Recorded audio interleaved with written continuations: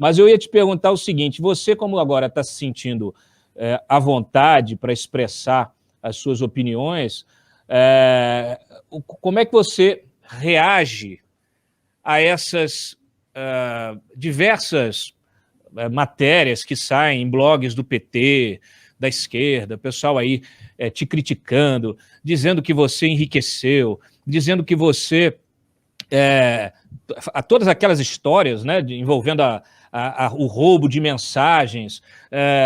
Como é que você hoje responderia a isso? Porque tem muita gente que não entende, né, o papel. Primeiro, o papel do Ministério Público, depois uma conversa privada, depois uma conversa privada sobre a tua atividade profissional que você está ali desenvolvendo durante 4, 5, 6 anos, imbuído, né, de um desejo de mudança da sociedade, de uma missão maior, né, de um objetivo maior, que é você tentar melhorar a sociedade, tendo de lidar com advogados desses picaretas todos, todo dia na mídia te ofendendo, subindo em palanque, te xingando, essa gente que dominou, aparelhou todas as instituições, o pessoal te assediando, te cercando, é natural que você converse sobre aquilo de uma forma emocional, o que difere, obviamente, do que pode constar dos autos, né, do que deve constar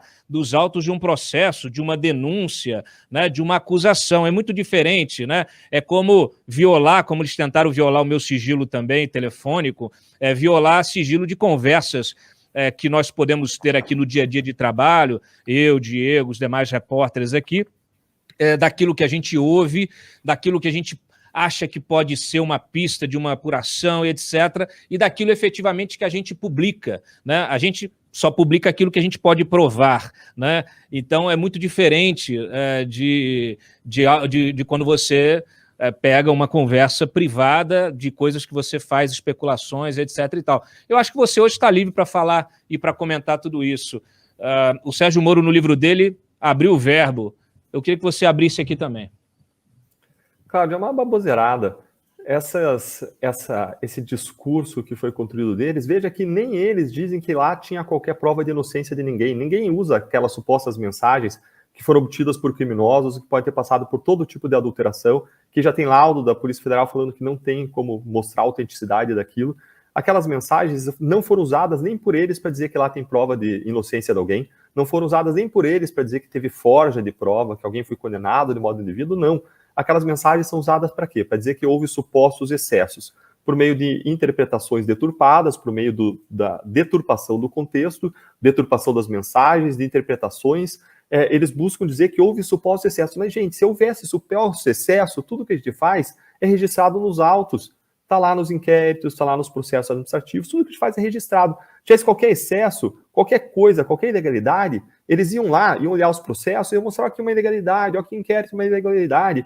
Isso aconteceu em um caso sequer? Não aconteceu em nenhum caso. Nenhum caso foi derrubado, absolutamente zero. Lembrando que prova mesmo ilícita pode ser usada em favor do réu, e lembrando que se houvesse qualquer coisa ilegal, você ia lá nos autos e você encontrava, porque toda a nossa atuação fica registrada. Então, aquelas mensagens foram usadas para criar narrativas e discursos de supostos excessos, como a gente viu que aconteceu na Itália, onde a classe política reagiu e, com base em discursos de supostos excessos, tratorou as investigações, tratorou os resultados e mudou as regras para que ninguém mais fosse punido no futuro. Agora, existe toda no ambiente político, né, existe uma tentativa de desmoralização dos personagens para desmoralizar a causa. Veja que o que a gente quer é fazer um debate de causas, de propostas, não se trata de Deltan, não se trata de fulano, ciclano, que a gente precisa mudar o país. São propostas concretas para mudar o país. Agora, essas pessoas não têm compromisso com essas propostas, eles não querem avançar essas propostas, eles não defendem essas propostas, eles nem discutem o mérito dessas propostas, eles querem atacar os personagens para tentar derrubar as causas.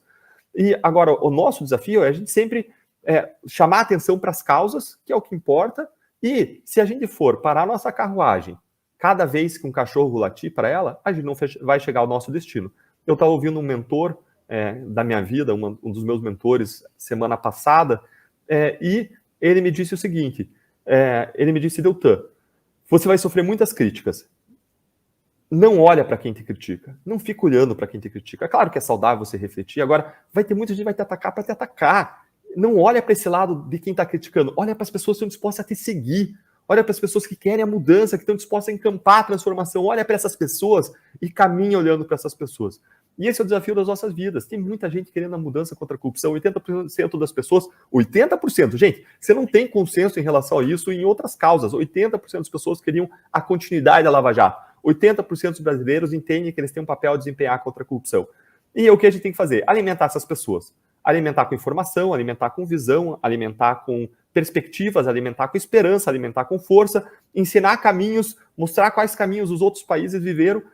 E eu tenho... Por isso que quando eu saí agora, Cláudio, do Ministério Público, a primeira profissão que eu quis exercer foi a profissão de professor. E eu lancei um curso de combate à corrupção, um curso Entenda a Corrupção, Entender para Transformar, porque eu acho que não basta indignação. Indignação não vai nos levar a lugar algum se ela não for informada, se não tiver um entendimento com uma ponte para a gente caminhar da indignação para a transformação. E eu lancei um curso em que eu trato disso, eu sempre fiz conteúdo gratuito, de qualidade nas redes sociais, vou continuar fazendo, mas esse curso é para aquela pessoa que quer aprofundar o seu conhecimento, entender as raízes da corrupção, as teorias que explicam, comportamentais, da decisão racional, entender impunidade, falo para as pessoas em geral, leigos, de modo didático, para todo mundo que quer ser um cidadão que contribua para a transformação. E claro, sobre os caminhos para a transformação. Eu dou curso aqui todo dia também. Parabéns. Olha só, legal, deixa eu te falar. Cláudio, eu posso indicar o site para quem tiver mais interesse para se informar mais sobre o curso? Legal. Bom, o site, pessoal, é www.deltandalagnol.com.br/curso. Vou repetir.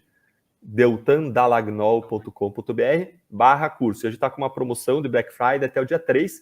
Quem comprar até o dia 3, se for uma das 100 primeiras pessoas, vai ganhar um livro autografado em casa. Vai ter aulas em que a gente vai conversar diretamente, esclarecer dúvidas, e ainda vai ter um evento online, e a gente está...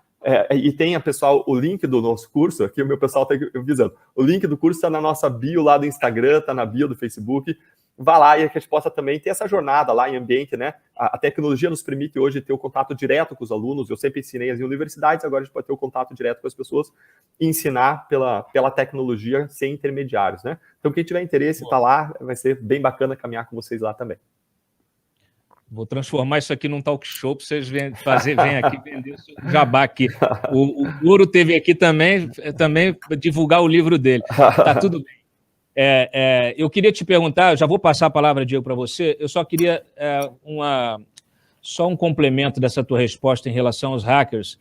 Eu queria que você me dissesse o seguinte: você acredita no seu coração, você que é um cara que tem sensibilidade, é um cara espiritualizado, é um cara que tem experiência, né, na investigação, a vida inteira metido nisso, você acha mesmo que foram aqueles estelionatários de Araraquara, aqueles meninos que fizeram toda essa operação de hackeamento, hackeando diversas autoridades no país inteiro? Cláudio, se você me perguntar, eu vou dizer assim, olha, eu acho altamente improvável, mas toda tese, toda teoria tem que ter por base dados, evidências. Então, eu não conheço a fundo aquele caso, eu sou vítima, então eu não atuei naquela investigação, naquele processo, então eu não conheço a fundo isso, e eu não posso dar elementos concretos para dizer foi isso, foi aquilo. Mas é claro que assim, é algo altamente improvável, né? Que aquelas pessoas tenham, né, conseguido construir isso, que buscassem construir isso. Eu lembro que teve uma divulgação na época de que foram apreendidos valores em criptomoedas, valores altos com eles. O ambiente sugere, parece, né, que teve uma intenção aí, talvez um plano de ataque mesmo à Lava Jato. Essa é a primeira leitura, mas de novo, essa é uma impressão, né? A gente não pode ficar falando dos casos ou cravar, ou dizer isso, aquilo, sem ter por base dados. Então, é só uma impressão, uma avaliação, uma opinião. Agora, o modo como as informações foram usadas, aí eu posso cravar. O modo como as informações foram usadas foram para atacar, foi para destruir, foi para livrar, derrubar condenações, foi para anular processos. Esse foi o modo como as mensagens foram usadas, de modo absolutamente deturpado. Vou dar um exemplo para ficar só num exemplo. Um dos sites que divulgou essas mensagens, essas supostas mensagens, pegou algumas e disseram, olha só que absurdo, os caras tinham acesso à informação fiscal. E o Toffoli, no Supremo Tribunal Federal, tinha decidido em junho, julho de 2019, que o Ministério Público não pode ter acesso à informação fiscal. Gente, o Toffoli decidiu em junho, julho, e suspendeu todas as investigações de lavagem de dinheiro do país, contra a regra que sempre existiu. E, aliás, o Toffoli, quando isso foi julgado no final de novembro, começo de dezembro de 2019, ele perdeu, ele foi derrotado, porque o entendimento pacífico sempre foi que o Ministério Público ele pode requisitar diretamente informações fiscais. Então a gente agiu de acordo com a lei, mas aí o cara vem e pinta com aquelas tintas, dizendo, olha só que absurdo, isso e aquilo, e cria uma tese, e quando você vai pesquisar, entender o que aconteceu, reconstituir o que aconteceu há 6 anos e prestar o esclarecimento 2 dias depois por meio de um artigo, ninguém lê, aquilo lá vira nota de rodapé. Então foi uma campanha difamatória, uma campanha para demolir reputações, altamente questionável, do seu ponto de vista jornalístico e de busca da verdade, Cláudio. Por quê? Porque a gente não estava falando de whistleblower. Não compara com aqueles casos de whistleblowers que revelaram Snowden, etc. Por quê? Porque aquelas são pessoas que estavam dentro dos casos, viram ilegalidades e reportaram para fora. Nesse caso, não. Nesse caso, você tinha 20 procuradores da República independentes, mas 60 pessoas na equipe atuando. Nesse caso, ninguém apontou nenhuma ilegalidade. Pelo contrário, essas pessoas, se tivesse qualquer ilegalidade, iam gritar, não iam apontar. Eles iam voltar para os seus lugares de trabalho, porque eles não iam perder o emprego, não iam perder nada, iam gritar apontando algo errado, e isso jamais aconteceu. Jamais aconteceu porque sempre se seguiu a lei.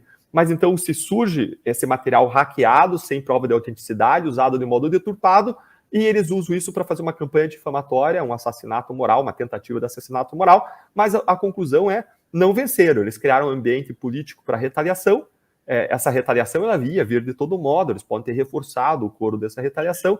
Agora, eles não venceram, a Lava Jato sai aí com imenso apoio, 80% das pessoas querendo a continuidade da Lava Jato, e a gente segue lutando, erguendo a cabeça com coragem para vencer a grande corrupção brasileira, e a gente não faz isso por antagonismo a qualquer personagem, faz isso, pelo contrário, por nos ligarmos no nosso coração ao sofrimento dos brasileiros e aos brasileiros que precisam e que querem, desejam legitimamente essa mudança. Você não precisa mais se justificar, não. Aliás, esse episódio aí é uma página vexaminosa do jornalismo brasileiro, porque muitos veículos de comunicação profissionais embarcaram nesta campanha de difamação, distorcendo os fatos. Eu, no início aqui, eu ainda fiz questão de ir desmontando as matérias, depois eu perdi o interesse porque, como as fake news se repetiam, em toda a reportagem nova daquele site, elas se repetiam, ficou muito clara a propaganda, ficou muito clara, na verdade, esse atentado que foi feito contra a reputação de vocês. Aliás, assim, é muito interessante porque você tem um crime bárbaro desse, né, um hackeamento de mais de uma centena de autoridades, segundo a Polícia Federal apurou depois, e o hacker responsável por isso, né, um dos responsáveis por isso, todos eles, né, já foram para casa, né, estão livres, né, em qualquer país sério, isso aí seria considerado, inclusive, um atentado à segurança do Estado. Né, e uma coisa que você mencionou vem na linha daquilo que a gente estava conversando antes. Mais de uma centena hackeadas e de quem foram divulgadas as supostas mensagens, o material, os alvos foram unicamente as pessoas da Operação Lava Jato. Então parece algo que entra dentro de um contexto, mas eu não quero criar a teoria da conspiração aqui. Eu não vou construir nada sem ter evidências, dados concretos em que eu possa me avaliar. É tão patético que quando eles violaram, inclusive porque eles cometeram uma série de crimes, né? Inclusive contra o próprio jornalismo, o Código de Ética do Jornalismo, ao divulgarem uma mensagem minha em que eu perguntava qual era o candidato da Lava Jato para a PGR, né? E a gente, obviamente, que na nossa prática jornalística, a gente tem o hábito de conversar com as fontes de uma maneira amigável para ter a informação, né? Isso não quer dizer que você concorde ou discorde da fonte. Vocês tinham um candidato na época que, inclusive, quando eu publiquei a matéria criticando o candidato de vocês. Então, e eles publicaram só metade da informação porque não conseguiram apurar, né? Quer dizer, não quiseram apurar de fato. Então, isso só mostrava a nossa independência aqui como veículo, né? Porque a gente aqui, eu sempre bati nessa tecla, né? Quando eu falo dessa violação, porque é uma violação, inclusive, ao expor, né, relação de fonte com o jornalista. E todos nós, né, todos os jornalistas, são obrigados profissionalmente a conversar com todas as autoridades, né, todos os dias, e ter informação de todo mundo, para justamente medir aquela que tem o interesse social, publicar as versões tirar ali a temperatura e publicar aquilo que chegue mais próximo da verdade. E o mais interessante, nesse caso pontual que foi publicado para tentar nos atacar, o que se viu foi uma prática, inclusive, amadora, né, do site, porque nós publicamos a disputa para a PGR na ocasião e fomos críticos ao candidato de vocês, eu já nem me lembro qual era, mas era um candidato, acho que era o irmão do Flávio Dino, né? Que é procurador, não é isso? Irmão, primo, sei lá. Eu não lembro, existiram vários candidatos, esse é um candidato que era um candidato muito alinhado com a pauta anticorrupção, como alguns outros. Eu sei que vocês tinham um candidato de vocês, assim como outros tinham, como eu conversei também com vários outros integrantes do Ministério Público, e nós publicamos uma reportagem na ocasião. No final das contas, não tinha nenhum nome ali que nos agradasse, porque a gente também tem aqui a nossa postura bastante crítica, a gente às vezes coloca a régua lá em cima. Mas deixa eu passar a palavra para o Diego. A leitura que eu tenho é a mesma, apuração zero. Eles divulgaram lá supostas mensagens em que falariam que não, o Moro pediu para incluir uma pessoa na denúncia porque ele era parcial, ele queria condenar, aí você tinha lá a sentença absolvendo o cara. Cara, não faz sentido, não tem pé nem cabeça. A grande verdade é, se eles têm, como eles dizem lá, 500 mil mensagens, cara, com 500 mil mensagens você constrói a história que você quiser, é só você sair fatiando, juntar, como eu juntava coisa de 2016 com 2018, e aí você cria histórias, você inventa, você distorce, e se você colocar um não no meio, você muda todo o sentido de uma frase. E um material, de novo, com origem em hackers, em criminosos. Então, é o tipo de coisa que hoje, na minha perspectiva, hoje, cara, eu tenho que não dar atenção para isso, ficar olhando essas pessoas que ficam deturpando verdade, que ficam construindo... E na pior das hipóteses, nesse caso, eu acho que o mínimo que eles poderiam fazer era disponibilizar esse arquivo, então, para consulta de todos, pública, social, consulta de todo mundo, como um artigo. Ah, não, a gente está fazendo aqui um serviço público. Tá bom, então publica a íntegra dos artigos, a íntegra das mensagens, para que todos possam ler, de fato, né, fazer também os seus testes de autenticidade, se for o caso, e poder tirar as suas próprias conclusões.